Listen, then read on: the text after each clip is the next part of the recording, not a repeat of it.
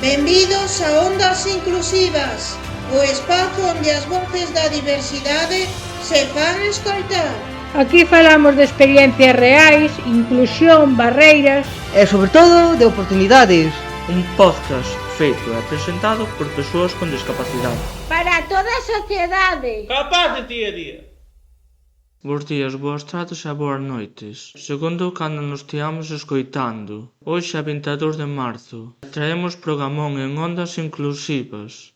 Xa sabedes que aquí falamos do que nos interesa, do que nos move e que nos inspira. E hoxe imos falar de deporte, pero dun deporte que é exemplo de superación, esforzo e inclusión. Porque este mes celebramos os Xogos Paralímpicos de Inverno, unha cita deportiva que reúne atletas de todo o mundo e que demostra que non hai límites cando hai pasión. E cando falamos de paixón e de deporte inclusivo, é imposible non pensar nos Xogos Paralímpicos, un dos eventos máis importantes de nivel mundial. Pareceme incrível todo o esforzo que hai detrás. Non é só competir, é todo o camiño previo, os entrenamentos, os nervios. E tamén responsabilidade de representar a todo un país nun escenario así. Pois precisamente hoxe temos connosco unha persona que viveu esa experiencia en primeira persona. Un exxogador profesional de bocha que participou nas Paralimpiadas. Nele imos falar todo o que significa chegar hasta aí, das dificultades, das alegrías e de todo o que se aprende polo camiño. Así que poñedevos cómodos e cómodas que comenzamos. Bos días, Gai Lozano, exxogador profesional de bocha. Contanos quen és, que deporte practicas, cantos anos levas te dedicando a isto? Pois bueno, quen son? Pois son un rapaz de Xinzo que, bueno, xa novo, mudouse a Salamanca, estivo estudiando ali uns anos, e aí, ao estar solo e vivir nun centro de minusválidos físicos, aunque eu teño PC, pero nótaseme pouco, pois aproveitou que estaba solo e tiña instalacións deportivas e aí xa me empezou a picar o gusanillo, digamos. Sempre me gustou o deporte, pero aí tiven realmente a oportunidade de facer deporte adaptado. E aí, pois, piquei varios paus. A verdade é que o deporte sempre me gusta e me axuda a estar centrado en algo e a ter unha rutina. Como comenzaches co deporte? Como comecei co tema do deporte? Pois, mira, comezar, e o que se dice a entrenar seriamente no mismo centro que vos comentaba antes, fixen baloncesto en cadeira de rodas. E bueno, aí xa me empezou a gustar. É un deporte de equipo e a verdade é que os deportes de equipo sempre me gustaron. E aí, pois bueno, empecé a picar paus como no tiro con arco, con esgrima, bádminton, balonmano,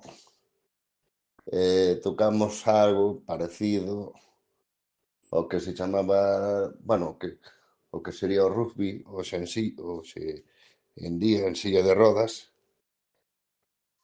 que lle chamaban handball.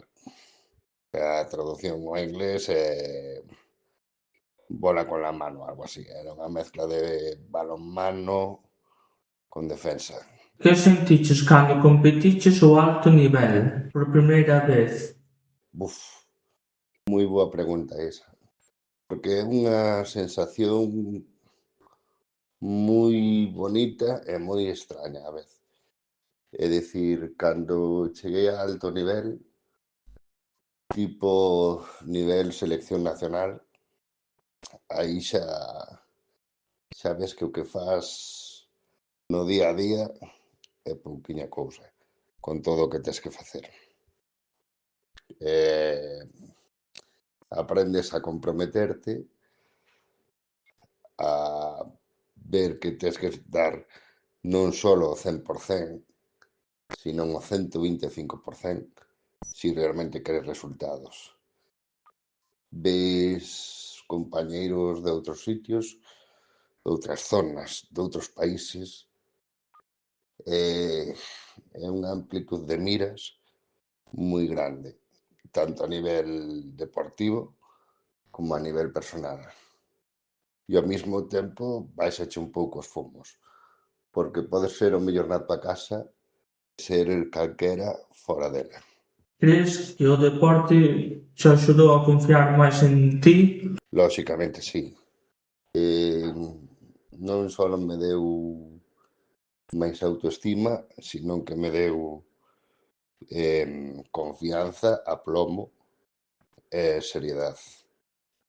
Empecei, como vos digo, a entrenar seriamente no mundo deportivo con 16 anos e claro, ves da edad do pavo e daste conta que a vida non é tan fácil como a ver desde os teus ollos, non? Daste conta que hai unhas responsabilidades, unhos horarios, unhos quehaceres, como se diría en castelán, non? Tes que ter un nivel de compromiso bastante amplio e bastante arraigado, sabendo que si queres conseguir algo, tes que loitar a diario por el. No caso meu, que era o baloncesto, naquel momento, pois non só contabas ti, os teus compañeiros, e aunque non eran partidos estrictamente oficiales, pois, si queres ganar, non che queda máis remedio que estar a todas. A todas me refiero a estar ben cando estás mal, estar moi ben cando só estás ben, e loitar. Hai diferencia entre o deporte paralímpico e olímpico que a xente non coñeza? Sí. É máis, eu cambiaría esa pregunta e diría: hai xente que non sabe que moitos dos deportes que se practican hoxe en día son tamén paralímpicos. Falando calquer momento pola calle, daste conta que a xente, por exemplo, non sabe que existe a bocia, que é un deporte exclusivamente paralímpico, coñecen pois o que é viral hoxe en día nas redes, que son os entrenos sobre todo de forza, donde se ve cada vez máis xente en cadeira de rodas facendo ese tipo de deporte, pero hai fútbol para cegos, boxeo en silla de rodas, unha plenitud de deportes máis. Cal foi a maior dificultade que atopaches no teu camiño? No tema exclusivamente de deporte falando, era naquel momento as poucas axudas das institucións. É dicir, no meu caso, no tema de bocia, que o facía con a Enxiño Orense, sempre dependimos de voluntarios.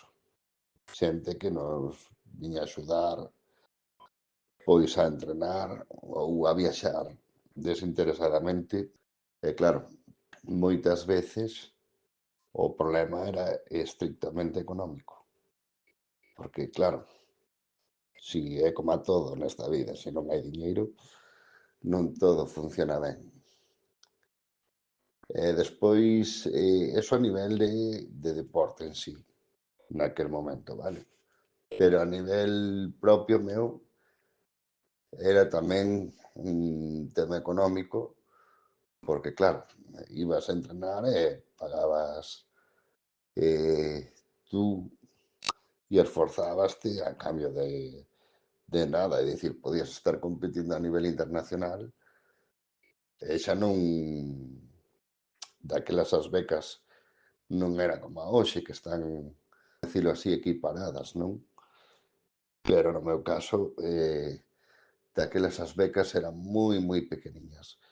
Eu acórdame, por vos unha anécdota, que cobrara 1.000 euros da Deputación como premio por xoven promesa do deporte, e era o mismo premio meu, que había quedado bronce de Europa por equipos, vale?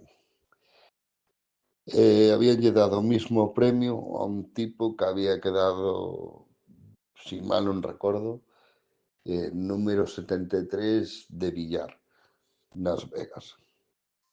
Digamos que ese era o maior problema. Despois, sempre atopabas temas de patrocinadores, vías como outras seleccións, si tiñan sillas propias, como as súas institucións os apoiaban, e acórdome, por exemplo, de estar xogando en Brasil, e íbamos ca selección española, donde nós tiñamos que ir cada un de nós ca as nosas propias sillas, si tiñamos equipación, eso sí, pero as nosas propias sillas, e moitas veces levábamos os nosos propios xogos de bolas, donde, por exemplo, noutras seleccións de Reino Unido ou Bulgaria, incluso Bélgica, mellor dito, non Bulgaria, Bélgica si lle pagaban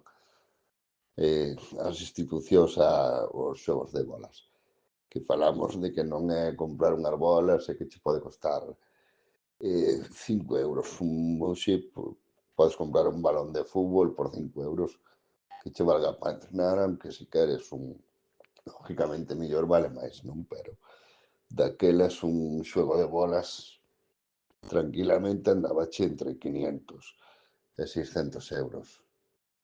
E non había, a verdad, non había moitos fabricantes de xogos de bolas. Quen che axudou a non rendirte? Que me axudou a non rendirme? É fácil.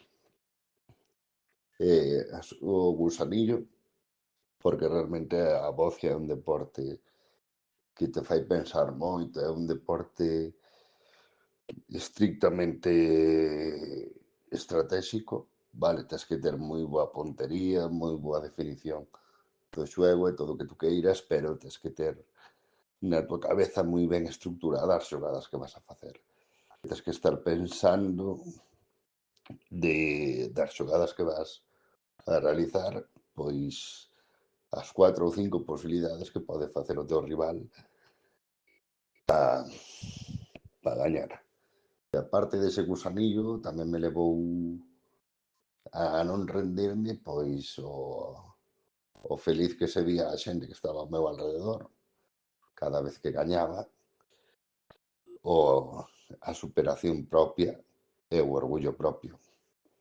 Porque, por exemplo, cando quedei bronce de Europa, pois saber que ti estás aí representando a tua casa, vale? Ou o teu país, como lle queres chamar, e ver que superaches non só aos demais, sino a ti mesmo, aquela temporada que empezaches de cero, que podías quedar abaixo, de repente verte subido no podio, sonando o teu himno, é unha sensación moi bonita e moi difícil de describir. Recordo que estaba o meu pai naquel momento e miroume con unha cara de orgullo que non me había mirado nunca antes. Sempre estivo orgulloso de min, pero esa cara foi distinta. Atópaste con varias trabas á hora de viaxar? Sí, rotundamente sí. Xa non só a nivel deporte. Por desgracia, o tema de viaxar con discapacidade a día de hoxe é moi complicado. que sí que o temos moito máis fácil que cando eu era novo. Non o vou negar. Hai moitísimas. A hora de facer deporte, sí. Sí, porque claro, como, por exemplo, para viaxar en tren tes que avisar con varios días de antelación que che concedan o viaxe e todo eso. E se queres competir fora, tes que ter todo super organizado, que vaya todo ben e que non che falle nada. Tive eu, no tema de bocio, tiven sorte de que, como vos decía antes, a Ixiña fixo todo desinteresadamente connosco, vale? Sacrificaron eles mismos eh, tempo e horas de sono, moitísimas horas de sono, para que poidésemos viaxar fora. E acórdome de, porque era da maneira que se podía, naquel momento, por vos un exemplo, ir de Orense a competir a Granada, a un nacional, acórdome, é o que máis me acordo porque foi o primeiro así fora de Galicia, o primeiro sitio donde fun, que foi a Granada, o meu primeiro nacional, e foran, se non me equivoco, 13 horas ou máis de furgoneta, vale? Acórdome que íbamos todos nunha furgoneta, foron 13 horas, hubo que parar varias veces, picar algo cando se podía, a veces picar incluso dentro da furgoneta, beber como podíamos, todo eso. Había outras seleccións, poño a de Reino Unido porque era a que máis me chamou a atención, vale? Porque eles tiñan xa equipación propia, sillas propias, furgonetas propias, autobuses propios, vale? Que o seu goberno lles daba e nós tiñamos que ir con nosas furgonetas. E a nivel de España, vale, pois sí, a nosa federación puñanos o avión e tal, pero non tiñamos das facilidades para viaxar.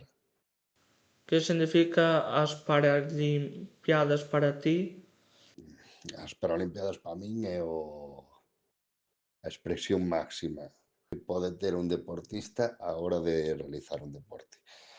É dicir, é alcanzar o cumio, vale? Ganes medalla ou non, é o máximo que pode aspirar calquer deportista paralímpico, vale? Porque igual que pon actor os Óscars son o máximo, pon deportista paralímpico as Paralimpiadas son o mellor. Xa non falamos solo de chegar aí arriba, senón do esforzo que levaches, de moito que loitaches, das horas que pasaches sin dormir, das miles e miles veces que pensaches nunha xogada, das miles e miles de veces que tuvaches que correxir esa xogada que che saliu mal. Vale, o nivel paralímpico é moi exixente, vale? E aí tes que aprender a traballar baixo presión, vale? Non estamos falando un campeonato a nivel orense ou a nivel autonómico, vale? Que aí tamén tivemos mm, moita sorte, non, moita dedicación, vale? Porque acórdame, por exemplo, que cando eu xoguei ca selección autonómica quedamos, se non me equivoco, campeón de España, vale? E gustoume moito porque ademais haber ganado ese campeonato foi con unha entrenadora que era, bueno, aquelas digamos que era das primeiras mulleres seleccionadoras que había. Pero volvendo ao tema de paralímpico, Xa cando estás a ese nivel é increíble. Cámbiache a perspectiva de todo, vale? Daste conta do pequeno que eres nun deporte tan pouco coñecido como era a voce no meu caso, non? E xogas contra a xente que non conoces, que sí, que podeches ver en vídeos e tal, pero daste conta que as mellor xogadas que a ti che salen perfectas ou consideras que che salen perfectas, a eles poden salirlle incluso mellor que a ti. Entonces o nivel paralímpico non é solo competir, é crecer, sabes? Creces tanto personal como deportivamente. Alguén como a min, alcanza ese nivel, dache moito aplomo, moita seguridade, pero ao mesmo tempo moito medo,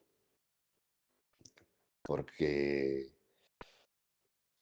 baixas os ollos e dices, vale, teño entrenado isto, teño feito isto, teño dormido isto. Falo de dormir porque dormir é moi importante a hora de competir, non? Para ter claridade e para ter axilidade. Ter claridade, refírome, porque claro, en voz era moi importante a claridade mental. E daste conta de que eso, do que vos decía, que eres moi pequeniño nun mundo tan grande do tema do deporte. Pero bueno, tamén non só significa eso, sino que fas amigos para toda a vida, vale? Eu a día de hoxe ainda me falo con algúns compañeiros da selección, vale? Viaxas, coñeces mundo, independízaste máis, emancípaste socialmente no aspecto que te das conta de que estás fora da tua casa e tes que adaptarte ao que hai nese intre, xa sean desde os entrenos, desde comidas, un sinfín de cousas máis. Competir a nivel paralímpico é medrar un mesmo e, sobre todo, daste conta de que podes chegar moi lonxe sempre que o propoñas. Sei que sona atópico, ou ábreche os ollos dunha maneira que é difícil de explicar. Naceches con esta discapacidade ou ao longo dos anos? Si nacín con esta discapacidade ou foi adquirida ao longo dos anos? Non. Eh, non nacín con ela, vale? Non é que fora adquirida xa ao longo dos anos, senón que me deu moi pequeniño, ano e medio. O pasa que estive moi mal e fun evolucionando pa ben ao longo dos anos, vale? O contrario que noutras discapacidades ou enfermedades, eu ven a sorte de nacer así ou de ser así no aspecto do carácter. Eu acórdome que de pequeno non podía falar, ou costábame falar, a xente falábame e oías falar aos demais como se tú non poderas entender. E eu como son, non me importa reconocelo, son bastante orgulloso,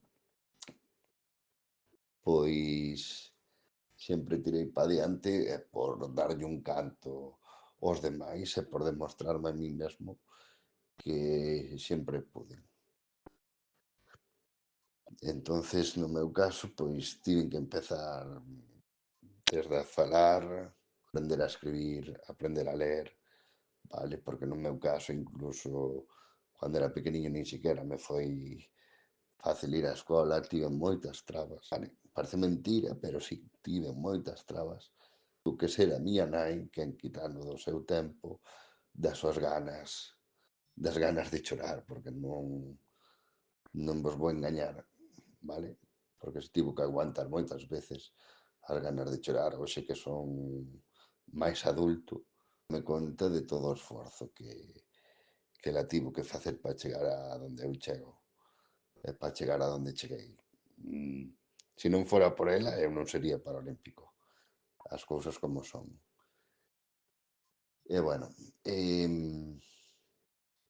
complicado? Sí. Imposible? Non. Non hai nada imposible nesta vida. Eu prefiro dicir que existe algo moi difícil e imposible. Non me gusta usar a palabra imposible.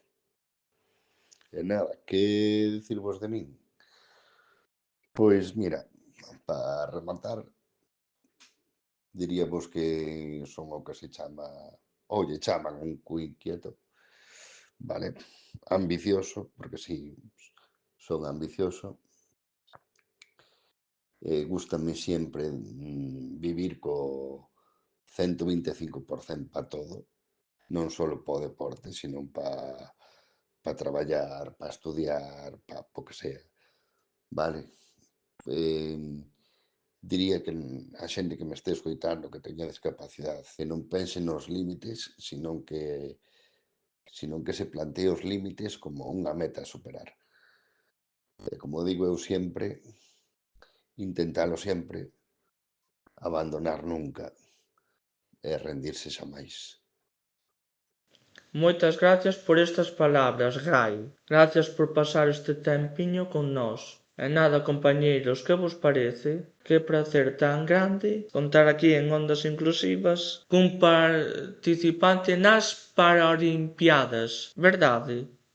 A verdade que é para min unha honra o nivel de convidados cos que temos a sorte de contar e hoxe quedounos claro que o deporte é moito máis que ganar medallas. Tantas cousas se aprenden tan necesarias para ser públicas e que cheguen a canta máis xente posible. E se do ben estou de acordo contigo. O deporte é superarse, é confiar no mesmo, é traballar en equipo, e tamén é facer visible a importancia da inclusión. Como facemos neste podcast. E dende aquí mandamos todo o noso apoio a todas as deportistas deste país. Pasamos, se vos parece, a despedirnos coa axenda porque se ven un final de mes interesante, non si? Así é, demos comezo á primavera e iso nótase no ambiente. Dende o venres 27 ao domingo 29 de marzo celébrase en Boimorto a Feira de Maquinaria Agrícola, chamada Magreco. A feira conta cunha mercado de distintos postos entre o cal podemos atopar o noso propio. Nel ensinamos e vendemos todos os produtos que realizamos nós, obradoiros do noso centro. Para os máis verbeneiros tamén o domingo 29 celébrase a 19ª edición da Festa da Merenda en Allazo, no concello de Frades. Unha festa campestre, xa recoñecida a nivel autonómico. Non me quero despedir sen mencionar que este ano celebramos o 15 aniversario do noso Centro de Recursos en Boimorto. Teremos un montón de actividades ao longo do ano, pero o 18 de abril imos celebrar a Romería das Sementes, con música, xantar solidario e un montón de sorpresas. Estades todos convidados pola cantidade de traballo que nos supón organizar isto. Temos que deixarvos ata o mes de maio, onde nos despediremos desta gran experiencia como foi Ondas Inclusivas.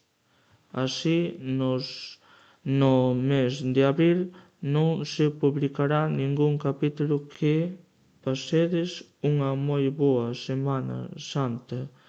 Lembrade, tedes toda unha cita en Boimorto, 18 de abril dende aquí, dende Ondas Inclusivas, cheos de agradecemento para todos vós. Rubén, Marisa, É un servidor, Iván, aperta grande gracias.